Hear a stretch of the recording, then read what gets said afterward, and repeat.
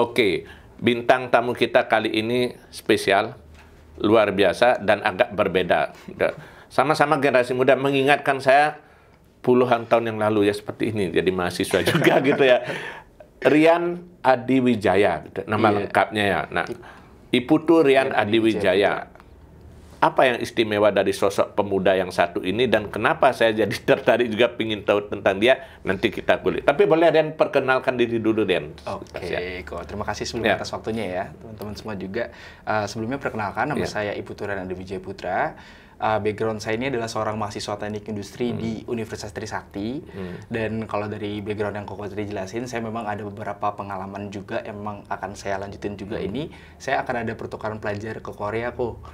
Ke tepatnya di Pohang, di Postage, atau di Pohang Science and Technology University. Jadi itulah mungkin background kurang lebihnya tentang pertukaran pelajar itu ngambil jurusan sama teknik industri juga? Sama, tapi mungkin ada tambahan, ada di manajemennya juga. Kalau saya di Trisakti kan cuman sebatas teknik industri yang konvensional dari manufakturnya aja. Kenapa Korea itu? Apa karena lagi K-pop lagi menjamur, tiba-tiba pertukaran pelajar juga harus ke Korea atau gimana? Ini kalau misalnya diceritain lumayan panjang tapi menarik sih. Jadi ya, kenapa jatuhnya ke Korea gitu? Nah, sebenarnya itu awal dari nggak sengaja sih kok. Malah jatuhnya sih iseng nyoba-nyoba, ya kan. Soal kemarin, mungkin teman-teman semua udah pada tahu juga ada yang namanya program pertukaran pelajar ISMA yang dari pemerintah itu kok. Nah, itu saya coba apply itu sebenarnya di awal. Dan saya apply-nya sama sekali nggak ada yang kasih ya. Karena saya pikir kalau mau nyari pengalaman sekalian jauh lah, sekalian ke Eropa, sekalian Eropa, mungkin sekalian ke Amerika gitu lah. Kalau deket-deket aja deket-deket aja tuh ya, mungkin jalan-jalan bisa gitu. nanggung, nah sekalian aja jauh gitu kan. Nah, saya pilih lah UC Davis gitu. Nah, terus akhirnya singkat cerita nggak lolos. Nah, setelah nggak lolos itu ya awal pemikirannya itu mau coba aim buat tahun depan lagi, yang buat ini, buat ISMA-nya. Nah, tapi takdir berkata lain nih. Tiba-tiba di suatu hari kaprodi saya itu tuh tiba-tiba ngubungin saya tuh untuk ikutin satu program ini, Niko, yang Korea Selatan ini, ya kan. Terus ya walaupun ini sebenarnya nggak boleh ditiru teman-teman, karena saya pribadi berpikir kalau Korea Selatan itu kan bukan tujuan utama saya. Betul. Jadi saya nge-apply untuk program itu ya jatuhnya kurang persiapan. Saya kayak sekedar untuk memenuhin keinginan dari kaprodi itu ya kan, karena mungkin saya ngerasa perlulah buat, dan dari kampus kemudian dapat kuota yang harus diisi. Betul, kan, kurang lebih kayak gitulah. Nah, saya kira saya isi itu kira pertama saya coba dibikin esai cuman bikin esai yang ya udah sebentar, mungkin 1 jam 2 jam itu aja. Terus astung karyanya lolos. Esainya dalam bahasa Korea? Esai itu dalam bahasa Inggris. Kebetulan program ini dalam bahasa Inggris semua sih. Saya Korea juga belum. Tahunya cuma annyeonghaseyo gitu aja. Annyeonghaseyo. Akhirnya ngajukan apply dan diterima. Iya, diajukan apply dari esai, terus akhirnya ada sesi wawancara, dan wawancara ini juga saya pribadi masih ngerasa kurang persiapan sih di situ kok. Dan itu tuh benar-benar 1 lawan 6 wawancaranya. Jadi ada direktur utama dari penyelenggara program dari Krakatau. Ada satu orang harus menghadapi 6 wawancara. Dan dia masih ujian skripsi dong. Bener. Saya juga ngerasa kayak wah, kok bisa lebih duluan nih skripsinya gitu. Kurang lebih kayak gitulah pressure-nya, kurang lebih gambarannya gitu.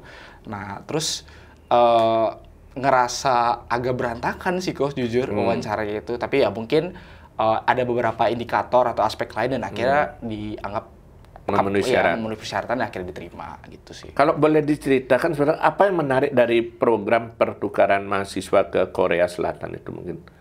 Pertukaran pertama yang jelas ini mungkin banyak yang belum tahu ya. Pertukaran mahasiswa biasa. Barangkali kan banyak orang berkata gitu. Nah, tapi ini istimewanya di mana? Kalau yang saya perhatikan untuk yang Posko JYP ini ya, ini nama programnya kan Posko JYP. Posko JYP ini baru di tahun keduanya. Yang tahun lalu itu malah mahasiswa dari Indonesia cuma 1 orang yang diterima dari ITB. Berarti mereka nyari dari seluruh dunia? Dari seluruh dunia. Iya. Yang tahun lalu di Indonesia cuma 1, sekarang 2. Sekarang ada 2. Sama juga dari ITB dan saya dari Trisakti gitu sih. Kalau mungkin dari saya pribadi sih, kalau dari segi istimewa mungkin masih belum kelihatan ya, karena saya masih belum terlalu ngejalanin. Dan mungkin baru tahu gambaran kurang lebih besarnya aja. Tapi yang jelas yang paling pasti benefit yang didapetin dari beasiswa itu kan ada pembiayaannya. Nah, jadi pembiayaan saya dari pesawat ke Korea dibiayain, biaya hidup di sana, biaya hidup di sana juga biaya kuliah. Betul, biaya kuliahnya juga ya 0 lah bisa dibilang karena udah dipotong sama program tersebut gitulah. Terus di situ saya akan ada 10 bulan. Kalau di ISMA setahu saya itu cuma 1 semester, tapi di sini kan 10 bulan. Jadi ada tambahan experience lagi 4 bulan, itu sih yang paling dibandingkan ISMA yang menurut saya itu bisa jadi poin plus dari Posko JYP ini. Itu ngambilnya bidang apa untuk pertukaran itu? Pasti ada kelompok-kelompok juga kan? Iya, karena memang di Postage itu kan dia Science and Technology. Jadi ranah-ranah dari jurusan yang ada itu terbatas di bidang itu, Science and Technology. Nah, tapi sebenarnya nggak ada keharusan buat ngambil major atau departemen yang sesuai dengan yang memang kita ambil di Home University di Trisakti. Karena nggak harus linear, bisa aja misalnya Rian di Trisakti ngambil teknik industri, di sana bisa ngambil ekonomi, bisa juga. Bisa jadi bisnis yang lain juga bisa. Tapi mungkin perlu ada semacam diskusi dulu dengan Home University, apakah memang, soalnya kan bakal dikonversi ujung-ujungnya kan. Nah itu apakah memang bisa sesuai atau nggak gimana. Tetap aja sih. Ya ada kan karena 10 bulan di sana itu kuliah di sini dianggap tetap jalan karena ada mata kuliah yang bisa dikonversi kan gitu kan. Kalau nggak ketinggalan 10 bulan, 10 bulan ya, makanya gitu. Itu sih. Itu jadi harus diperhatikan. Tapi kalau sebenarnya target Rian itu apa? Dari ikut program ini? Oh, target dari ini. Kalau udah mungkin dari saya pribadi itu sebenarnya pengen yang penting dapat pengalaman di luar negeri sih. Gitu sih poin utamanya kok. Dapat pengalaman di luar negeri gitu. Iya. Dan itu kebetulan nggak semua orang dapat gitu ya. Iya. Oke. Jadi harus nyari program buat manfaatin. Tapi saya jadi mikir yang artinya ini kan benar nggak masih ada anggapan sampai sekarang kalau orang bilang orang Bali itu paling takut katanya keluar dulu, apalagi berlama-lama ya. Mungkin ibunya tahu juga ada yang bahwa kalau orang Bali bilang aduh, ibaratnya begini, dapat kesempatan kerja di luar, lebih baik mereka pulang kampung aja. Karena sulit lepas dari tanah kelahiran. Betul. Nah ini Rian kuliah di Trisakti, beasiswanya ke Korea, jauh-jauh kayak gitu, ada perasaan masih seperti itu nggak? Artinya bahwa, ya ibaratnya ninggalin tanah kelahiran atau apa segala macam gitu. Kalau saya pribadi kok jujur aja jelas pasti sih ada. Bahkan ini udah mau menjelang 1 minggu ini masih ngerasa kayak belum maksimal liburan di Bali, bukan dari persiapan malah. Saya pikir belum maksimal liburan di Bali, jadi kayak masih pengen senang-senang atau gimana. Tapi menurut saya itu hal yang natural, karena secara kan Bali bisa dibilang sebagai daerah wisata kan. Maksudnya memang naturali, tempat yang memang bisa bikin memanjakan diri gitu lah istilahnya. Kalau yang menurut saya dari perspektif sebagai orang Bali itu sebenarnya balik lagi ke diri kita sendiri. Apakah kita mau buat ngambil kesempatan itu atau enggak, atau memang sekedar kita stay di comfort zone kita di Bali yang memang nyaman atau itu. Kata itu yang perlu digaris bawah, zona nyaman itu ya. Karena kan orang kadang berpikir di Bali di cuma kan mengunyung kan gitu. Jadi kan orang nggak mau berpikir melebarkan sayap keluar kan gitu jadinya kan. Nah kalau ke sosok Rian sendiri sebetulnya background-nya, latar belakangnya dulu, emang cita-cita kepingin jadi apa gitu deh? Kalau cita-cita saya sendiri, kebetulan saya memang orangnya suka di lingkungan kan, peduli sama lingkungan kan. Tapi masih wait and see juga sih. Karena kan maksudnya kalau misalnya kita punya ambisi atau misalnya punya idealisme itu kan harus disesuaikan sama realitanya kan. Nah, saya sendiri sebenarnya masih belum di lapangan banget di bidang lingkungan tersebut. Paling banter baru sampai ikut organisasi namanya Trash Hero. Itu aktivis yang memang bergerak di bidang kebersihan di pantai gitu lah. Bersih-bersih pantai, sampah, kayak gitu lah. Baru sebatas itu aja. Biasanya pakai baju kuning ya? Iya. Sering kita lihat sampah di sini. Saya salah satu anggota Trash Hero juga di Kuta. Nah, itu sih paling kalau dari si pribadi saya pengen supaya bisa bergerak di bidang lingkungan yang nggak cuma sekedar mengabdi, tapi malah kalau bisa diubah jadi bisnis yang bisa menghasilkan profit gitu sih. Peduli lingkungan, tapi biar sekalian juga bisa bisnis jalan gitu. Betul. Itu bisa ya? Bisa sebenarnya. Ada banyak banget cara yang bisa dilakukan seperti itu. Misalnya seperti apa? Karena orang kadang berpikir jadi aktivis, jadi LSM, waktu kebuang habis untuk kegiatan sosial. Ya kalau orang Bali bilang gaya memocol kan itu jadinya kan. Kalau dari segi bersih-bersihnya atau mungkin aktivitas yang memang Trash Hero yang lakuin itu memang itu nggak ada yang orientasinya ke uang sama sekali. Itu murni buat mengedukasi masyarakat tentang pentingnya untuk menjaga lingkungan kan. Tapi kalau yang saya maksudkan tentang ambisi saya yang lebih jauh lagi itu, saya pengen bikin sistem yang kira-kira bisa mengelola sampah yang ada di Bali atau mungkin di Indonesia atau malah di luar negeri, di seluruh dunia malah, yang memang bisa jadi mata pencarian bagi orang-orang yang menjadi karyawan di istilahnya company yang akan saya buat nanti gitu. Tapi itu masih ide Rian punya ide nggak atau punya bayangan? Karena kemarin aja kan kalau kita lihat misalnya lagi heboh yang di Tukat Tebel ya, yang di Denpasar itu yang sekian kilo penuh sampah. Sungai Watch itu sampai sungai Watch turun, pemerintah turun, atau bahkan yang sebelum-sebelumnya nggak usah jauh-jauh lagi. Kemarin juga lagi heboh TPST-nya tempat penanggulangan sampah terpadu TPST lagi crowded macet, masyarakat mengeluhkan baunya, akhirnya sampah numpuk. Sampah itu kelihatan sepele, tapi kan dampaknya gitu. Nah, kalian punya ide apa gitu mungkin? Kalau dari saya pribadi kan kita tahu nih situasinya kalau misalnya sampah itu semua menumpuk di TPS gitu kan. Nah, bukan lagi kita solusinya untuk memperbesar jumlah TPS atau mungkin kita pengelola buat ngelola ada teknologi buat ngelola itu secara efektif, karena memang dari jumlah sampah yang udah diproduksi dari rumah tangga ke sana itu udah terlalu banyak. Nah, itu kalau ide saya masih semata ide sih. Mungkin kalau misalnya buat dilanjutin masih perlu beberapa riset lagi. Tapi ya saya pikir itu kenapa nggak kita coba batasin di hulunya. Jadi sebelum dia sampai ke pembuangan akhir, kita manfaatkan sebisa mungkin pas waktu dia masih ada di rumah tangga masing-masing. Kalau untuk contoh buat yang gampangnya itu ya, contohnya tipikal sampah yang PLA atau yang dari tutup botol itu, kalau misalnya diolah itu bisa jadi kayak semacam ini mungkin kurang lebih. Ini kan plywood ya kan. Itu bisa kalau misalnya dia diratakan atau gitu itu bisa jadi bentuknya kayak meja gini lah. Atau mungkin yang meja-meja di sini juga bisa, pot bahkan juga bisa. Berarti ujungnya kembali ke pengolahan dari awal ya. Kalau Anda dulu berbicara tentang mungkin entah biopori atau apa kayak itu jadinya. Iya, itu bisa juga. Masih banyak sih sebenarnya cara buat, karena memang itu yang saya perhatikan sih. Ada banyak banget possibility dari pengelolaan sampah itu sendiri, sementara sampah itu kan jumlahnya banyak banget. Jadi bisa dibilang kalau memang akan terus bertambah pasti. Gitu lah. Nah, jadi saya pikir itu kalau memang itu bisa dimanfaatkan dengan optimal ya bakal bisa menghasilkan profit yang luar biasa sebenarnya. Tapi kalau hubungannya dengan ini, saya berpikir dengan tertariknya kan lingkungan sampah. Tapi ngambil kuliah teknik industri. Nah, itu ketemunya di mana gitu Dan? Nah, itu menarik juga sih. Karena sebelum saya mau ngambil jurusan ini juga sebenarnya terbentur antara saya mau ngambil yang ke lingkungan atau yang ke teknik industri, ya kan. Ini mohon maaf mungkin ke teman-teman teknik lingkungan mungkin lebih ngerti ya gimana situasi di dalam, apakah memang sebenarnya bisa atau enggak. Tapi yang saya pikir itu balik lagi kan, saya harus punya idealisme boleh punya, tapi realistis juga tetap ada gitu kan. Nah, saya pikir apakah memang ini satu-satunya plan yang harus saya jalankan, dan apa yang terjadi kalau nggak berhasil? Dalam tanda petik maksudnya apa yang terjadi kalau misalnya itu perlu proses lagi yang digali lagi sampai benar-benar bisa mau optimal jadi bisnis atau jadi usaha gitu lah bisa dibilang. Nah, saya pikir kan teknik industri itu bisa jadi salah satu cabang menuju ke sana. Karena kan banyak ada belajar tentang baik dari supply chain, rantai pasok, terus ada manajerial orangnya juga. Itu kan sebenarnya berkaitan untuk pembuatan perusahaan manajemen sampah itu juga bisa ke sana gitu lah. Nah, tapi itu udah jadi teknik industri itu saya jadikan sebagai backup seandainya memang nggak cuma dari sampah aja bisa saya bergerak, tapi bisa dari ranah yang lain, dari industri atau sektor yang lain lah bisa dibilang. Karena bisa terhubung keduanya. Betul.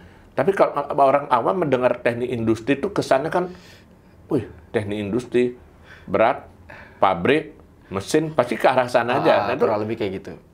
Bayangnya seperti apa sebenarnya yang dipelajari teknik industri? Karena pasti bayang, pabrik-pabrik Jakarta, Tangerang, pasti bayangannya kota besar kayak gitu kalau teknik industri gitu. Iya.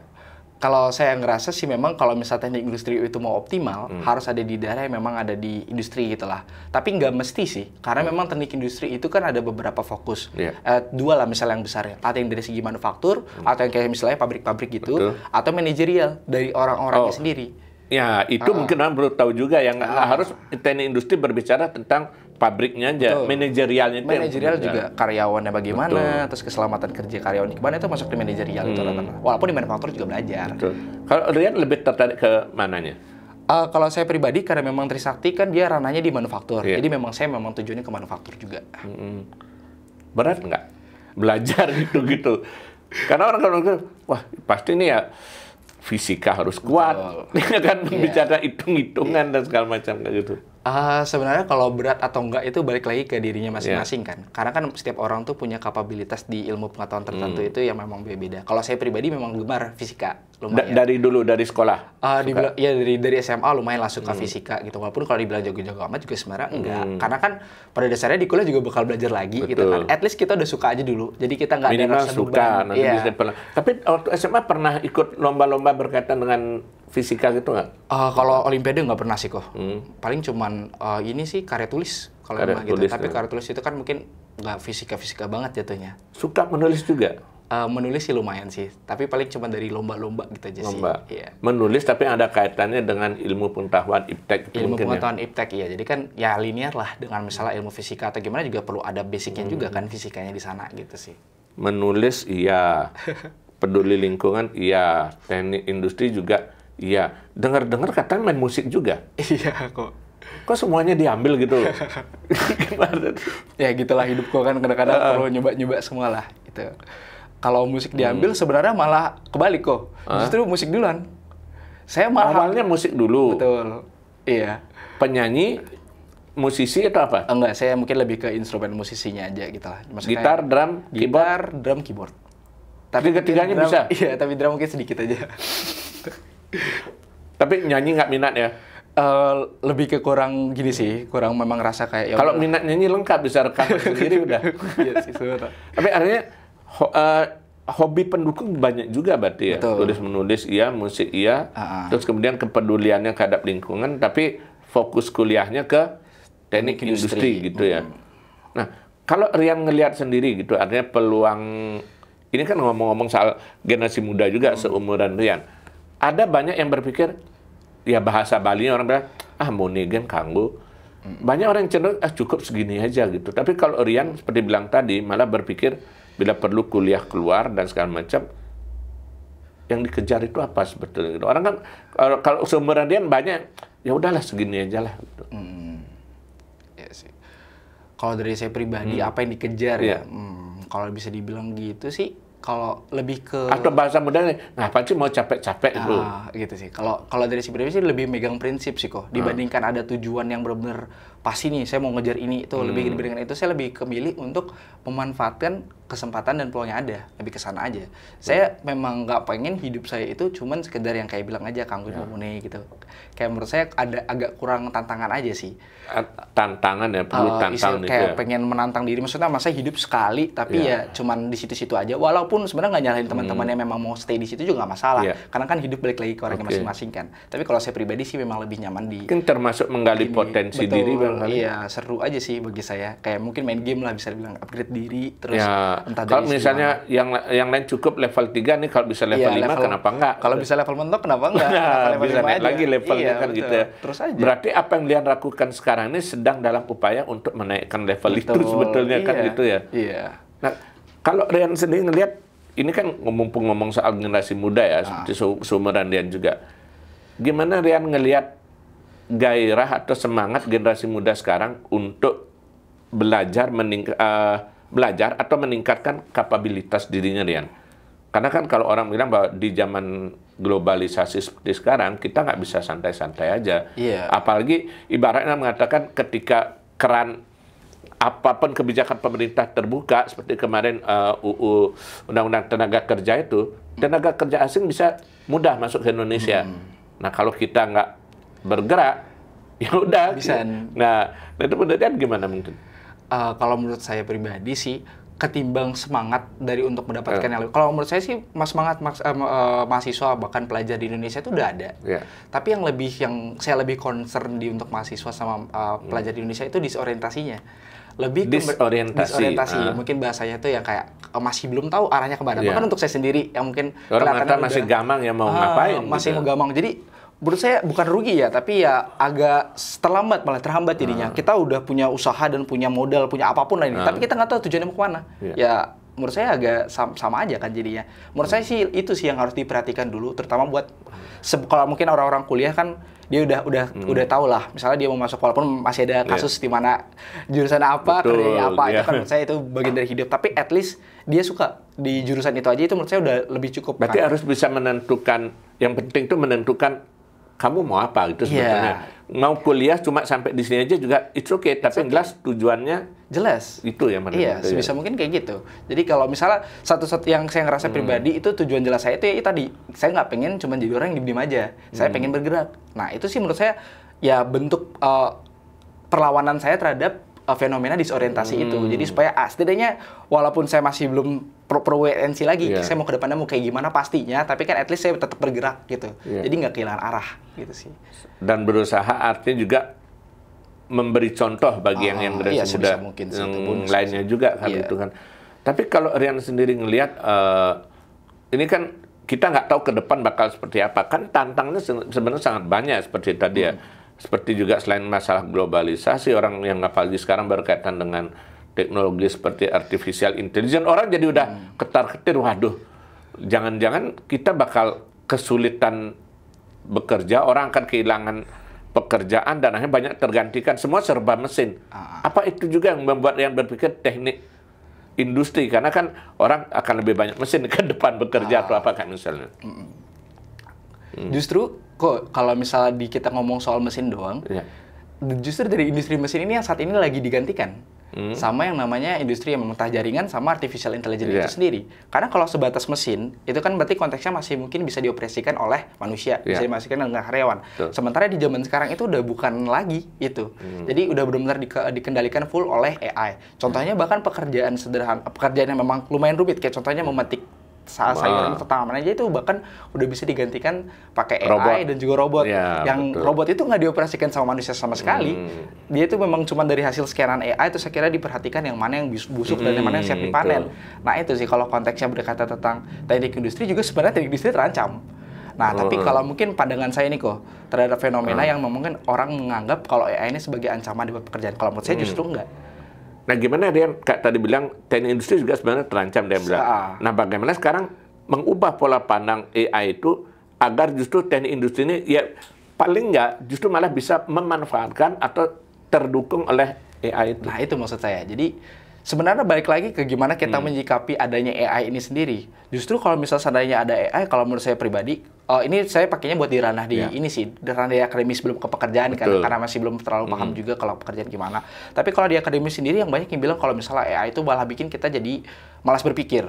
Contohnya kayak pembuatan esai gitu sederhananya. Jadi kan kita tuh cuma buatkanlah esai tentang lingkungan. Google buatkan saya esai tentang implikasi ini terhadap ini. Berapa menit jadi? Iya, berapa menit jadi. Ini bahkan bukan Google lagi kok, tapi malah benar-benar murni dari AI-nya sendiri kan. Nah, itu. Tapi menurut saya justru dengan adanya itu bisa memberi kesempatan manusia untuk lebih berkreatif lagi. Jadi kita nggak ngabisin waktu tuh untuk kreatif dalam bentuk penyusunan kata berarti lagi. Sebetulnya tergantung sudut pandang kita aja. Iya, sudah tergantung sudut pandang aja. Jangan keburu skeptis ya melihat bahwa kemajuan ini akan meniadakan yang lainnya. Iya, gitu, benar. Kalau misalnya benar-benar kita ada juga quote, tapi saya lupa dari mana. Justru yang menggantikan manusia itu bukan AI, tapi manusia yang menggunakan AI.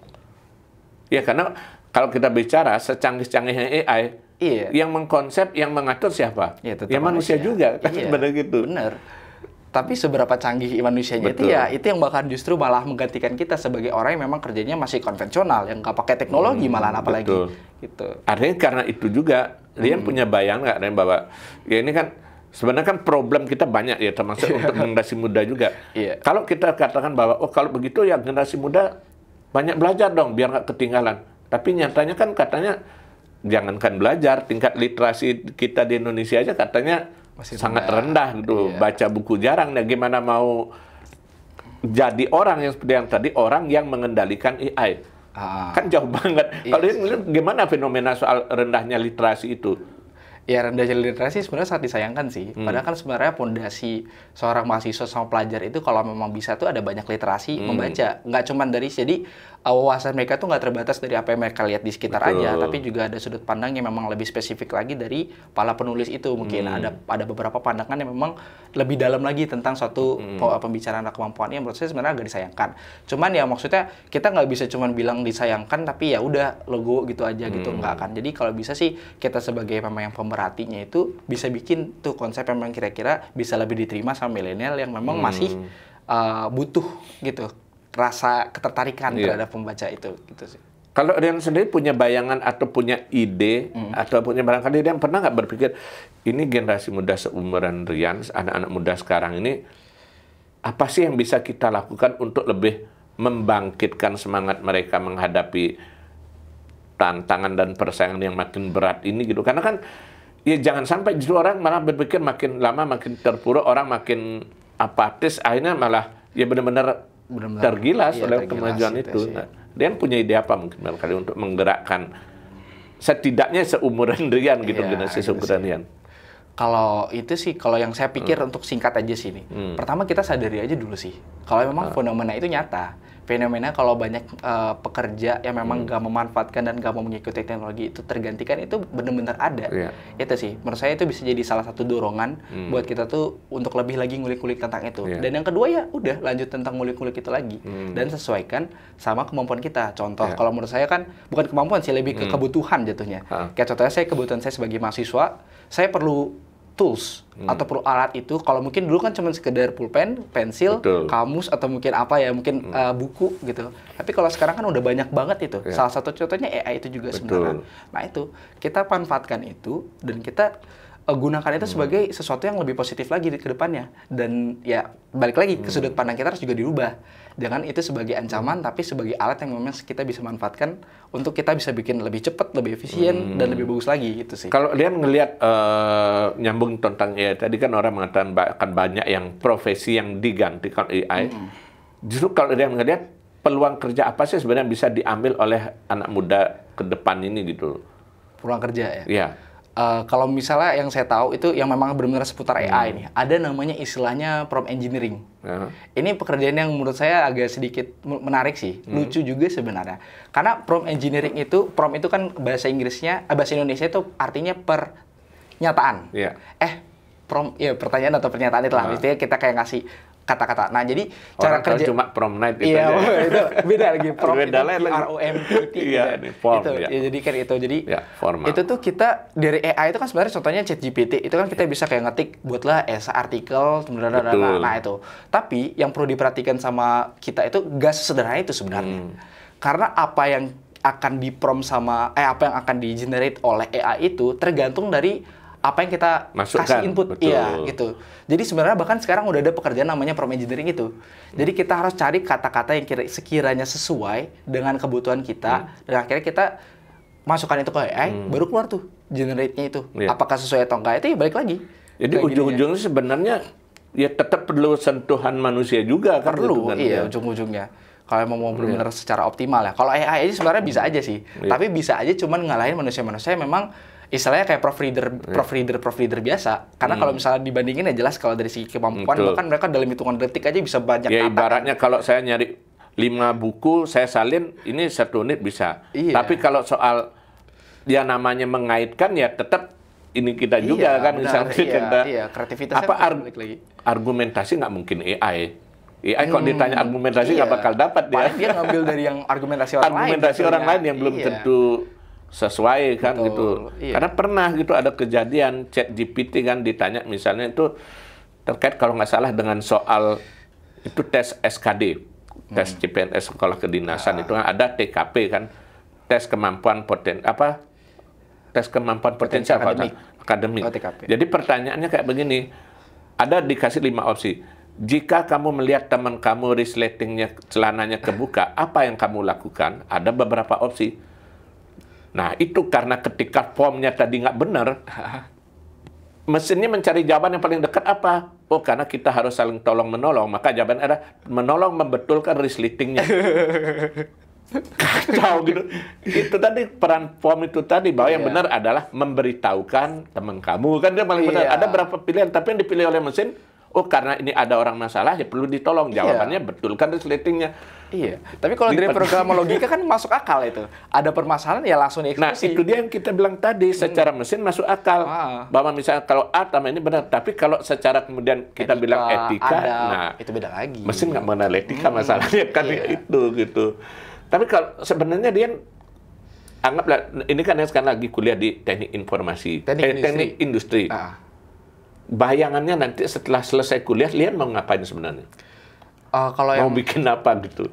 Kalau bikin apa itu ya? Mungkin kalau ini saya lihat dari situasi sekarang nih, mungkin kedepannya bisa beda lagi. Kalau situasi sekarang ini kan keluarga saya tuh lagi ada bisnis untuk yang minyak kelapa itu.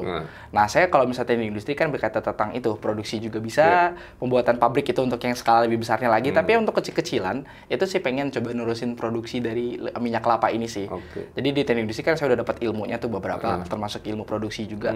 Itu kalau saya dimanfaatin bisa lebih, istilahnya mengamplified lah apa yang udah ada sekarang, itu jadi lebih lagi. Itu ada hubungannya dan ngomong soal soal mengembangkan pengolahan minyak itu. Karena selalu kayak seperti ada dikotomi kan. Kalau orang mengatakan teknik industri berbicara tentang manufaktur, pabrik, perusahaan besar. Misalnya pasti dibilang konglomerat atau apa.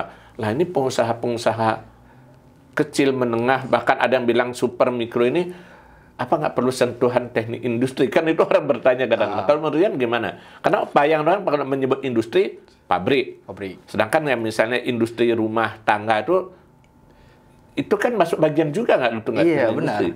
Oh, jadi maksudnya konteksnya apakah teknik industri benar-benar diperlukan untuk yang super mikro? Atau bagaimana, sejauh mana jangkauan teknik industri itu nanti gitu loh, bahwa biar orang paham bahwa teknik industri itu nggak hanya berpihak untuk pabrik besar aja, teknik industri ini pun bisa diterapkan untuk industri rumah tangga barangkali kayak gitu. Sebenarnya jawaban ini mungkin bisa saya sekaligus analogiin di situasi di mana kita tuh kadang-kadang jurusan yang kita ambil bisa beda sama pekerjaan. Karena konteksnya sebenarnya hampir mirip. Kayak contohnya mungkin jurusan yang Ko Madi ngambil misalnya hukum. Ya kan sekarang tiba-tiba ngambil di bagian podcast atau mungkin apa itu sebenarnya kan pasti ada dong ilmu-ilmu hukum baik tentang mungkin literasi hukum, mungkin saya kurang tahu ya gimana dalamnya atau gimana yang benar-benar secara soft skill atau mungkin secara kognitif itu bisa dimanfaatkan untuk di podcast. Iya, kalau podcastnya tiba-tiba kita ngomong yang pornografi nanti kena UU ITE kan ada reminder jadinya kan, nggak atas ceplos jadinya kan. Nah, itu menurut saya salah satu bentuk penerapan juga kan, penerapan ilmu yang dihukum itu di ranah lain sama sebenarnya kayak di teknik industri. Kalau teknik industri itu mungkin ilmu pengetahuannya itu memang bukan yang bisa jadi buat yang pabrik-pabrik besar, tapi bukan berarti yang ada ilmu pengetahuan itu tidak mengkhusus hanya satu golongan, satu pihak gitu kan. Iya. Jangankan di sama jurusan, skala juga bisa. Mulai dari yang kecil ke besar bisa, dari besar ke kecil juga bisa dong. Gitu. Jadi kayak maksudnya kita ngomongin tentang pabrik, ya pabrik sebesar apapun ya sebenarnya ilmunya itu sama. Kalau misalnya diimplementasikan di yang kecil juga sebenarnya bisa, walaupun ada beberapa penyesuaian paling gimana skalanya sama gini, ini kurang lebih sama sih. Bisa teknik industri diimplementasikan ke ini. Ini kan ngomong ke depan ya, kalau seandainya, kalau Rian sendiri berpikir, ya siapa tahu nanti, kita kan nggak tahu ke depan apakah Rian akan, kok istilah kepake kayak barang, kepake atau bekerja di luar misalnya. Atau ada kemungkinan balik ke Bali, berbuat sesuatu untuk daerah Bali misalnya gitu. Kalau Rian ada nggak membayangkan, kalau misalnya nanti balik ke Bali, apa yang bisa saya perbuat untuk Bali atau misalnya? Kalau konteksnya itu, ini pilihan atau apa tentang lebih ke Balinya itu? Lebih ke Balinya, bukan pilihan. Rian artinya punya bayang nggak, kalau seandainya saya dapat kesempatan misalnya berbuat sesuatu untuk daerah kelahiran saya akan lakukan ini. Kalau cita-cita utama saya sih balik lagi ke interest saya yang tadi di awal, tentang lingkungan tadi itu sendiri, ya kan? Saya rasa kalau Bali ini benar-benar erat kaitannya sama pariwisata kan jelas. Dan pariwisata ini juga tentunya berkaitan erat dengan lingkungan dong otomatis. Karena pariwisata yang kita gitu tuh nggak cuma berkaitan tentang beda kayak Singapura. Kalau Singapura kan mungkin dia lebih ke teknologi yang diinginkan. Teknologi, wisata belanja. Betul, itu kan. Sementara Bali kan kita core-nya itu kalau nggak di adat, ya pasti di nature-nya. Ya karena itu. Kalau misalnya nature ini kita nggak jaga, nggak bersih, apakah ada yang mau datang ke Bali? Mungkin aja ada buat cari adat, tapi ya pasti berkurang. Itu sih, kalau cita-cita terbesar saya tuh pengen jadi salah satu mungkin komponen besar di Bali lah, yang bisa ngejaga kelestarian lingkungan di Bali.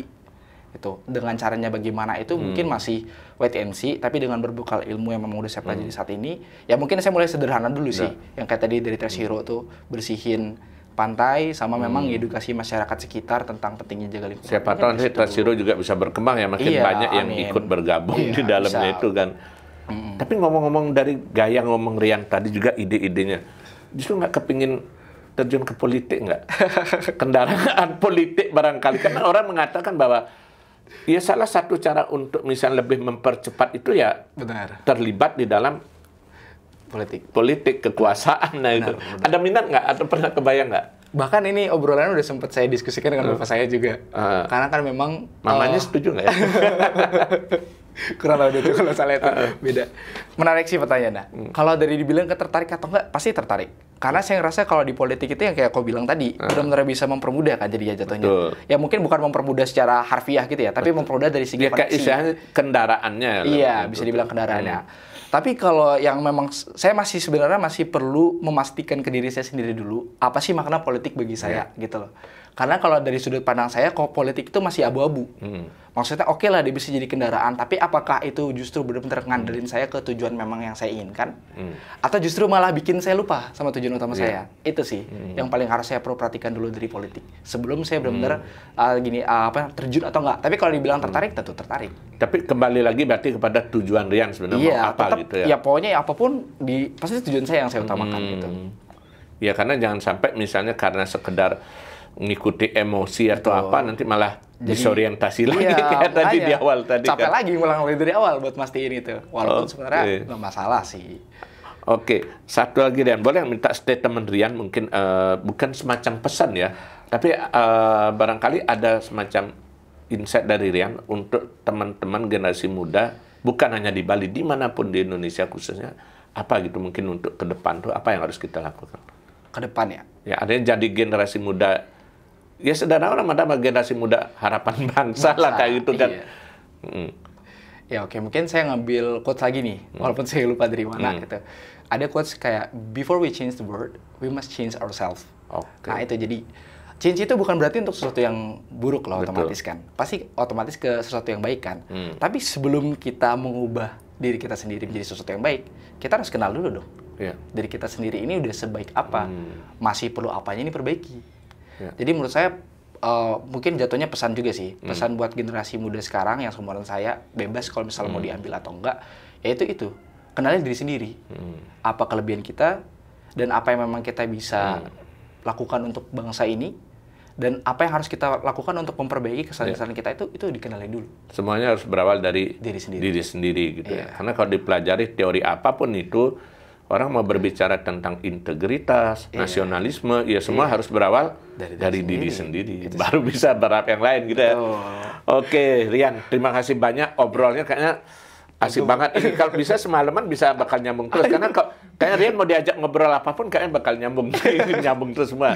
Tapi nanti kita simpen dulu. Mudah-mudahan next ada kesempatan lagi kita bisa bagi cerita lagi. Siapa tahu balik dari Korea. Bisa ada cerita menarik lagi, bisa kita share lagi untuk teman-teman.